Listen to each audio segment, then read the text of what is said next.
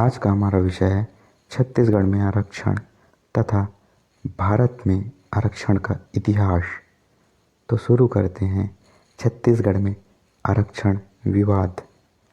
जब छत्तीसगढ़ में डॉक्टर रमन सिंह की सरकार थी, उस समय आरक्षण को 50% से बढ़ाकर 58% कर दिया गया था, जिसके चलते एसटी आरक्षण 30% से बढ़कर 32% हो गया तथा एससी आरक्षण 16% से घटकर 12% हो गया और ओबीसी के लिए 14% आरक्षण मान्य किया गया। जब सरकार के द्वारा यह आरक्षण पारित कर दिया गया, तब छत्तीसगढ़ हाई कोर्ट के वकील मतीन सिद्दीकी ने इसके खिलाफ हाई कोर्ट में याचिका दायर किया।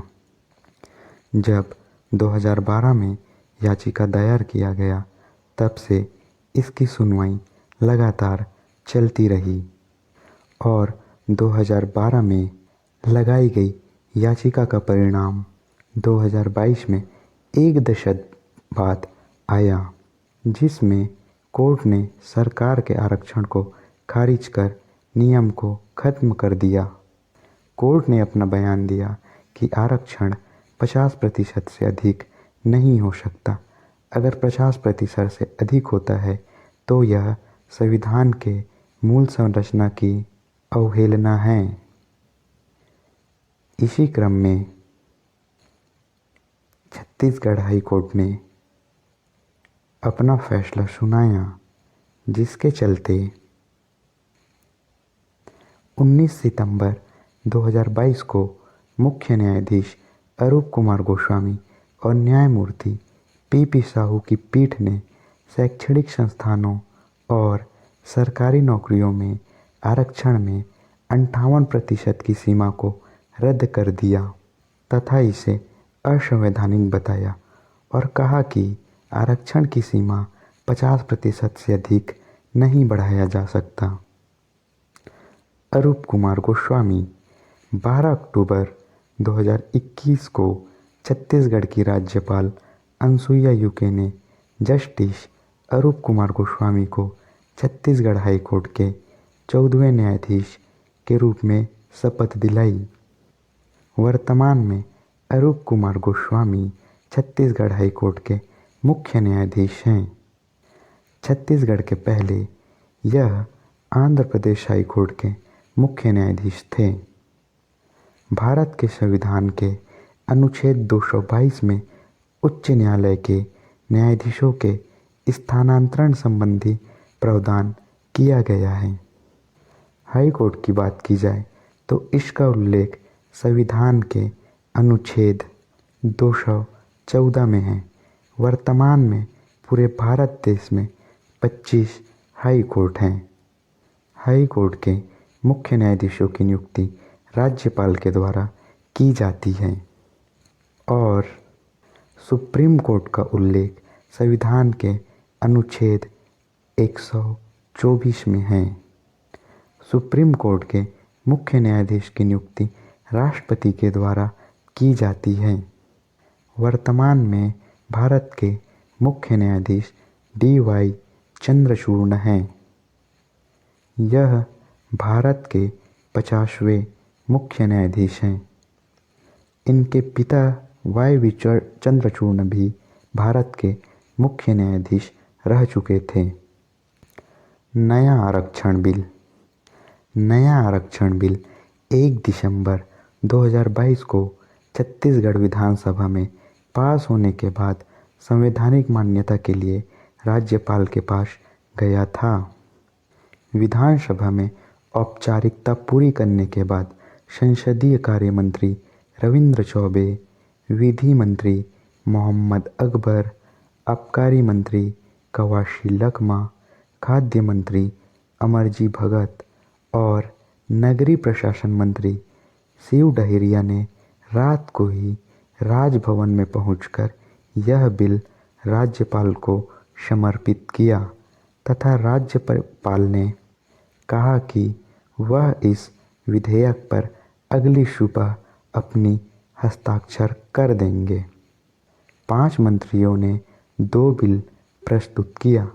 पहला, छत्तीसगढ़ लोक सेवा अनुसूचित जातियों, अनुसूचित जनजातियों एवं अन्य पिछड़े वर्गों के लिए आरक्षण संशोधन विधेयक 2022 तथा दूसरा, छत्तीसगढ़ शैक्षणिक संस्था प्रवेश में आरक्षण संशोधन विधेयक 2022।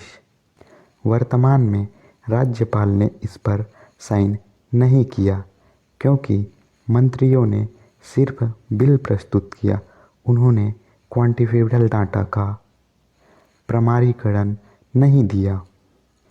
यह बिल अलग अलग वर्गों के जनसंख्या के आधार पर लाया गया था, जिसके चलते इस विधेयक में एसटी को 32% आरक्षण, एससी को 13% आरक्षण और ओबीसी को 27% आरक्षण का अनुपात तय हुआ तथा सामान्य वर्गों के गरीबों के लिए 4% आरक्षण देने का भी प्रस्ताव किया गया। अगर इन सब आरक्षण के प्रतिशतों को मिला दिया जाए तो छत्तीसगढ़ में 76% आरक्षण हो जाता तथा जिलों में तृतीय और चतुर्थ श्रेणी के पदों पर अनुसूचित जाति और जनजाति को संबंधित जिले में उनकी जनसंख्या के अनुपात में आरक्षण अलग से दिया जा सकता है, जिसके तहत जिलों में आरक्षण 28% तक हो सकता है। 19 सितंबर 2022 को 58% आरक्षण को अमान्य घोषित करने का कारण इंद्रशाही बनाम भारत सरकार। 1992 वर्ष 1979 में तत्कालीन प्रधानमंत्री मोरारजी देसाई ने संविधान के अनुच्छेद 340 के तहत द्वितीय पिछड़ा वर्ग आयोग नियुक्त किया, जिसके तहत 1980 की रिपोर्ट में कहा गया कि 27% आरक्षण ओबीसी के लिए सुरक्षित किया जाए। जब 1989 में जनता दल का दोबारा सत्ता में आया, तब वीपी सरकार ने सरकारी सेवाओं में ओबीसी का आरक्षण 27% कर दिया। लेकिन जब 1991 में कांग्रेस की नरसिंह राव सरकार आई, तब उस समय इन्होंने इस विधेयक पर 2 परिवर्तन किया, जिसके चलते 27% में पिछड़े वर्ग के गरीबों को प्रमुखता जैसे आर्थिक आधार पर आरक्षण तथा 10% का अतिरिक्त आरक्षण गरीबों के लिए विशेष रूप से उच्च जातियों में आर्थिक रूप से कमजोरों के लिए किया गया, जिसके वजह से उच्चतम न्यायालय में फिर से याचिका दायर हुई। उस याचिका में पूछे गए प्रश्न कुछ इस प्रकार थे: क्या जाति अपने आप में एक अलग वर्ग का गठन करती है? क्या आर्थिक मानदंड अपने आप में एक वर्ग का निर्धारक हो सकता है? दूसरा क्वेश्चन, क्या अनुच्छेद 16(4) अनुच्छेद 16(1) का अपवाद था और अपने आप में आरक्षण के अधिकारों से परिपूर्ण है? तीसरा, क्या अनुच्छेद 16(4) पिछड़े वर्ग और पिछड़े वर्गों और अति पिछड़े वर्गों में वर्गीकृत करने की अनुमति देता है या आर्थिक या अन्य विचारों के आधार पर उनके बीच वर्गीकरण की अनुमति देता है?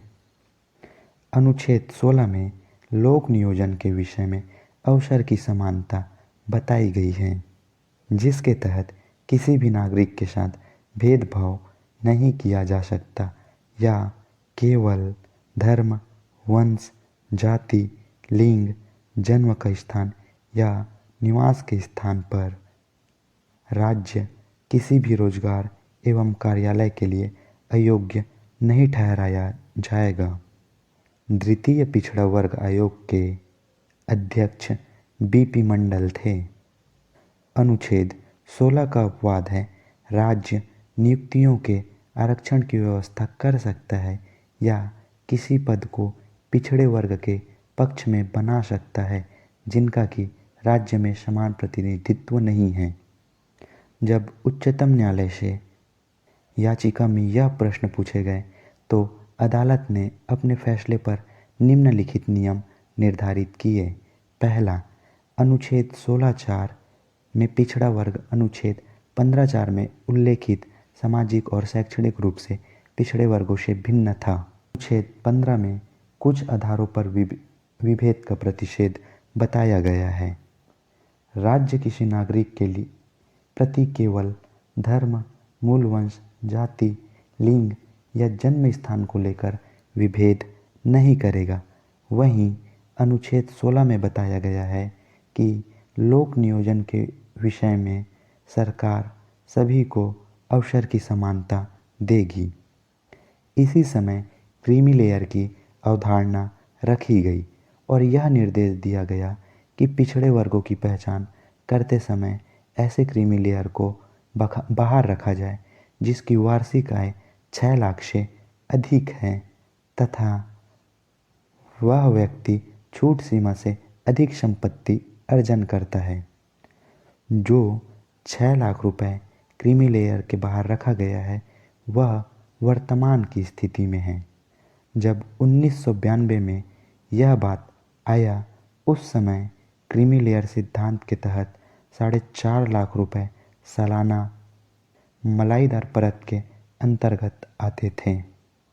तीसरा, अनुच्छेद 16(4) पिछड़े वर्ग को पिछड़े और आर्थिक पिछड़े वर्गों में वर्गीकृत करने की अनुमति देता है।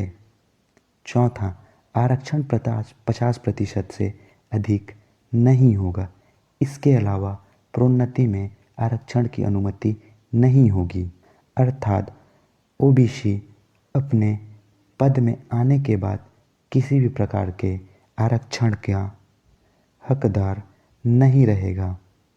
यह ऐतिहासिक फैसला इंदिरा साहनी बनाम भारत संघ में सुनाया गया।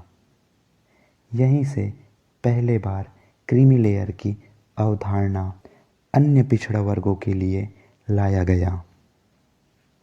अगर कोई व्यक्ति संवैधानिक पद पर है तो उसे आरक्षण का लाभ नहीं मिलेगा।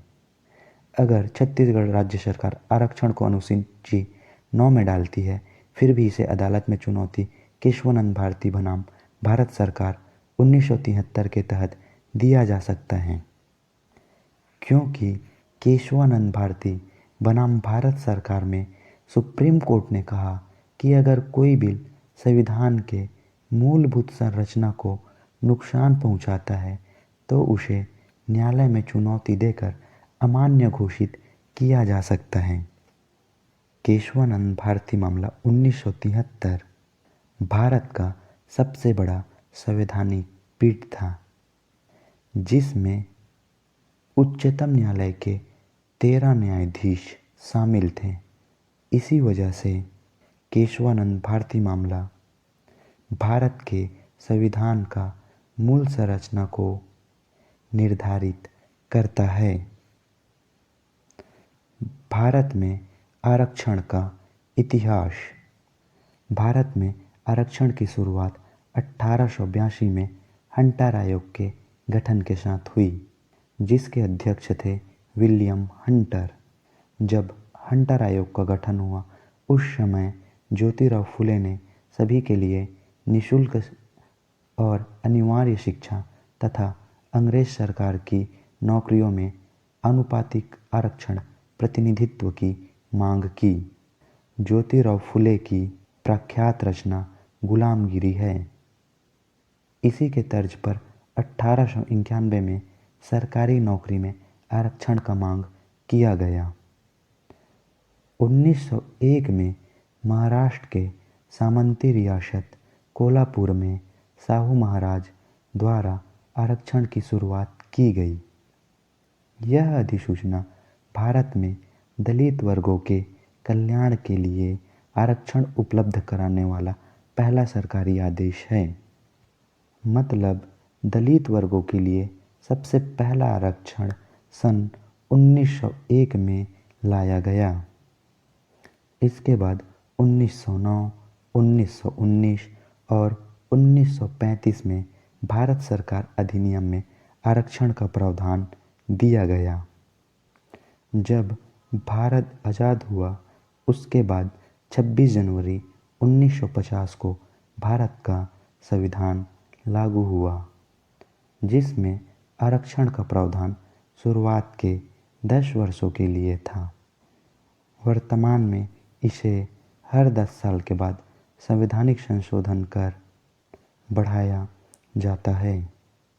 वर्तमान में छत्तीसगढ़ में आरक्षण 0% है और अगर 50% से अधिक आरक्षण वाले राज्य की बात की जाए तो इनकी संख्या 5 है। धन्यवाद। अगर यह वीडियो आपको अच्छा लगा तो लाइक और सब्सक्राइब